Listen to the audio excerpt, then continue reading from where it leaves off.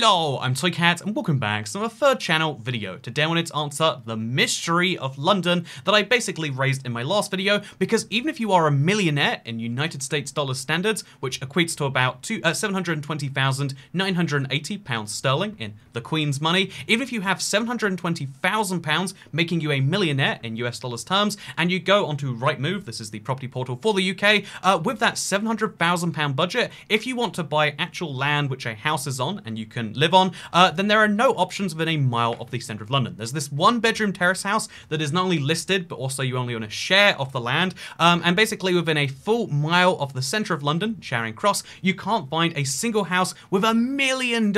If you go up to 3 miles radius, you can see how really far away from that centre you start to find offices that you can't legally live in. You start to find flats that, again, you don't own the land for. And once you get really, really far away, you might just about then start to find the houseboats of the world, or you might just about then start to find, like, oh, there's a 3-bedroom terrace house, or here is a 3-bedroom end of terrace house that you can buy using all of your $1 million. But it raises the question, if living in the kind of dicey areas 3 miles away from the centre costs $1 million, how exactly is it that London works? I mean, not everyone in London is a millionaire. There is 8 million people roughly living in the boundaries, and yet somehow, despite that, most of those people, the vast majority, are not millionaires, and they somehow manage to live here. How do non-millionaires live in a place where it costs $1 million to have a house? And the simple answer is they don't have a house. The more complex answer is one you obviously know if you live in London, but let's explain the interesting dynamic that is London, and something that fascinates me beyond all belief, because again,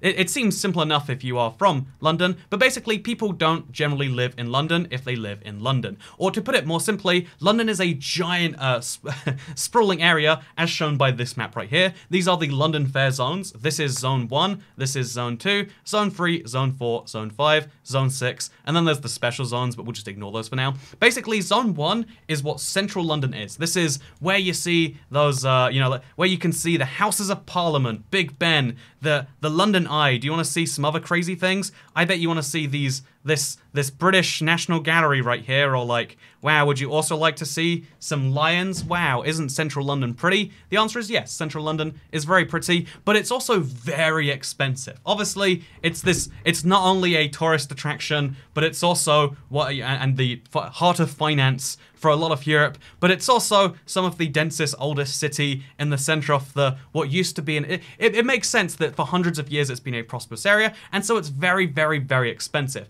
If you want to see just how expensive it is, because if we go back within 1 mile and then we increase our budget to, I don't know, let's say £4 million, all of a sudden there are properties available. We can buy this lovely 2-bedroom house, which, as you can see, is very bizarrely shaped. Is that 5 floors?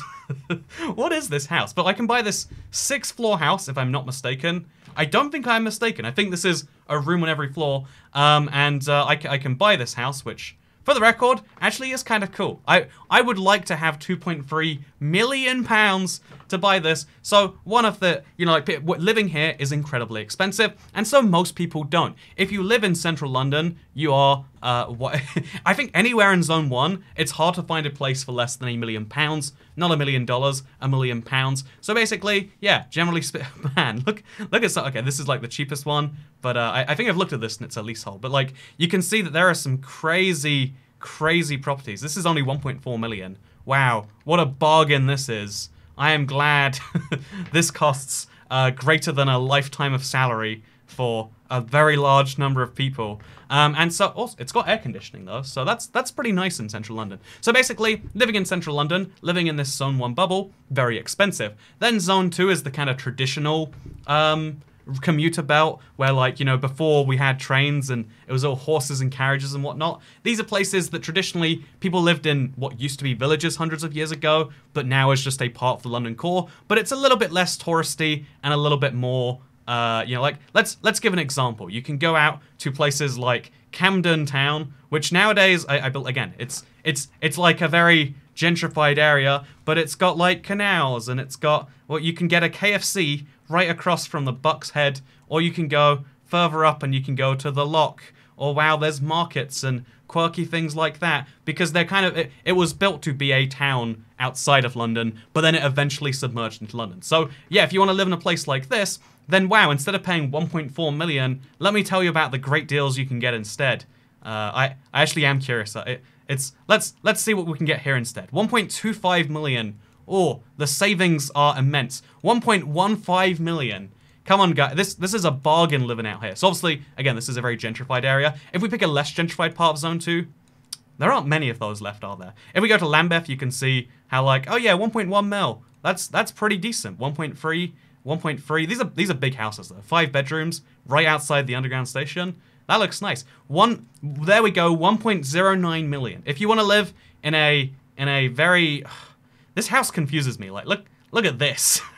Who designs their house like this and then thinks, yeah, I'll sell it that way too.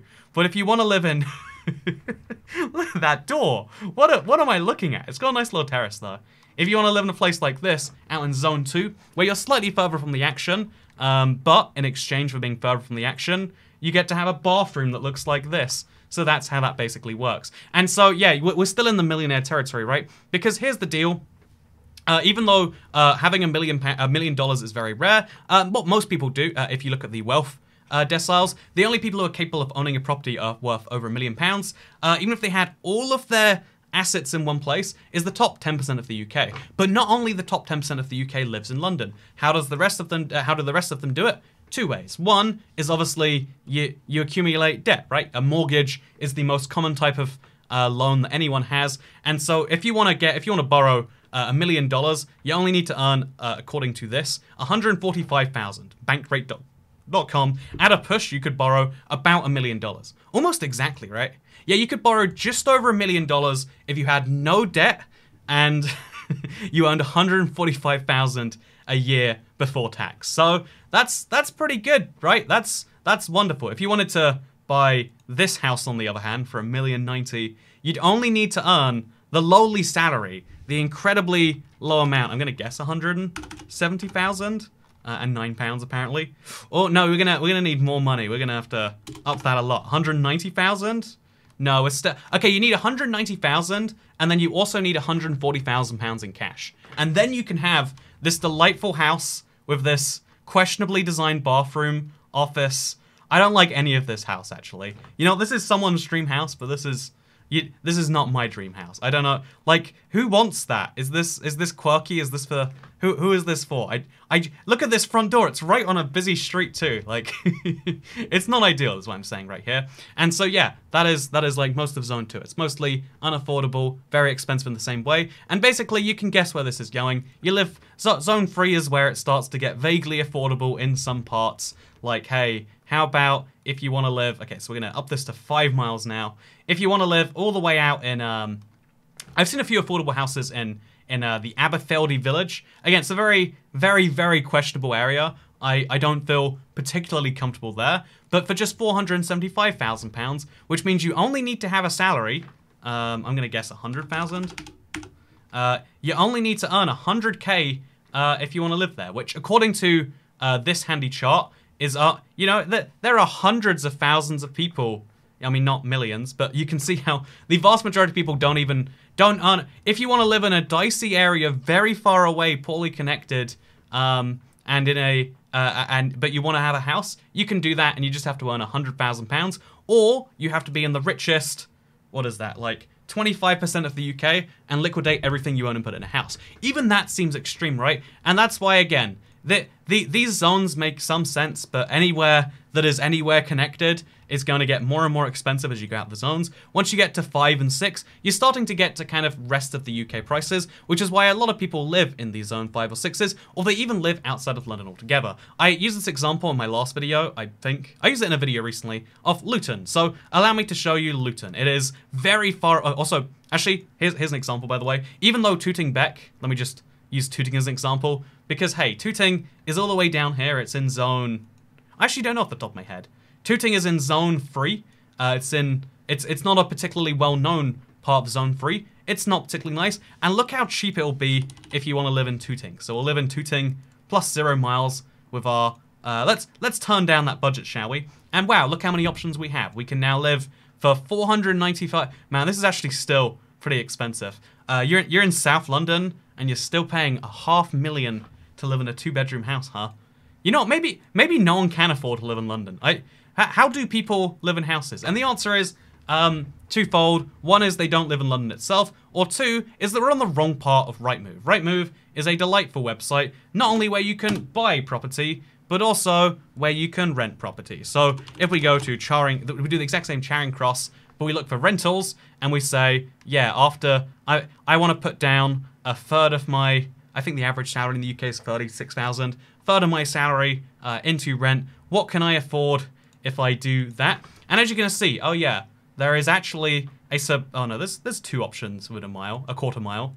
Within a full mile itself, you can see how, oh yeah, things, even though houses are very expensive, one, people don't live in houses generally. That is step one. When you live in a city, housing gets very dense. You don't see that in London so much because London is very old built. So even when you go into like the most expensive parts of the city, you can see how there aren't a lot of tower blocks if you look around.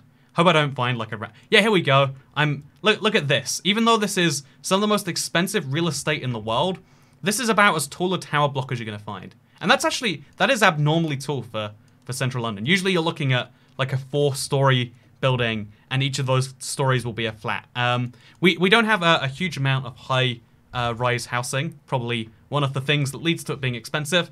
But people don't live in houses, and they don't buy houses. They live in flats. A studio flat for 800 in Tottenham Street. This is so cheap, I don't believe it. I genuinely, what's the catch? What is a flexible lease term for the heart of London? I mean, it's like not nice, but it's an amazing location, and it's got a TV built into the wall. Like there's some catch here, and it's been on the market for so long that I'm horrified of what this of what must be wrong with this. So if we pick another one over here, like here we go, a studio apartment in Letter Lane.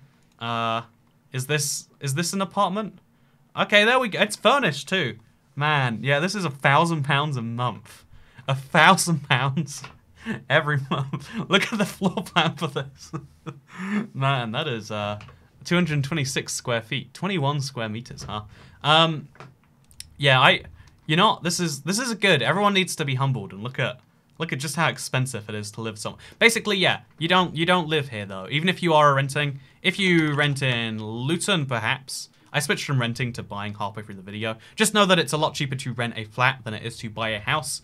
Buying land is a privilege not afforded to buying land in the most expensive part of the UK is a privilege not afforded to the majority of people on these deciles, right? I think I'm in the bottom 50%, by the way, if I'm not mistaken, looking at this graph. But I wonder how recent this is also, because but anyway, so you can see how like the majority of people on this, unless they're willing to put all of their money into one asset, they don't get to live it. And even if they are, in a lot of cases, you're not able to live in central London, or really even London itself within a certain distance of what you would really call London. However, if you go to a place like Luton, which looks really, really far away on a map, it's not a part of London in the boundaries, it's part of the home counties, and it's like, like 20 miles away, I'm gonna guess. Yeah, let's test that point. Even though you're living a solid 20 miles away from the center of London, am I right? I want to be right so bad. Ooh, 28 miles, even further than my exaggeration. The truth is, getting between these two cities, because they have high-speed trains going 125 miles per hour, maybe 120. It goes very fast. It takes just 40 minutes. If we don't want to leave at 12:30 a.m., because I've revealed myself as recording this video at midnight again. I don't sleep at this point. I make third channel videos. You know how my life goes now. So we leave at 3 p.m. Oh, it's slower. And then it's 22 minutes from here to the center of the city. I mean, you still have to travel a little bit from there. But like, the fact is, you can live this far out. And if we go back to the homepage, if we go back to this and we do our exact same search, but with we're still looking on the wrong side. So let's go to Luton, Bedfordshire for sale. It's not a nice place. In fact, it is a distinctly not nice place.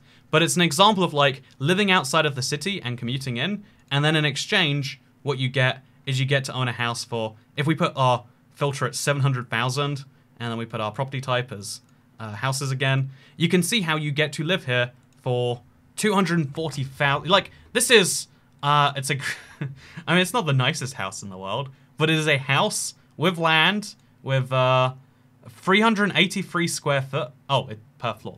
With 700 square foot of space, 64 square meters. Or you could live right near the train station, a one-bedroom terrace, £160,000. And if you are willing to buy flats even, because even £160,000, your salary still needs to be about £35,000 would be my guess.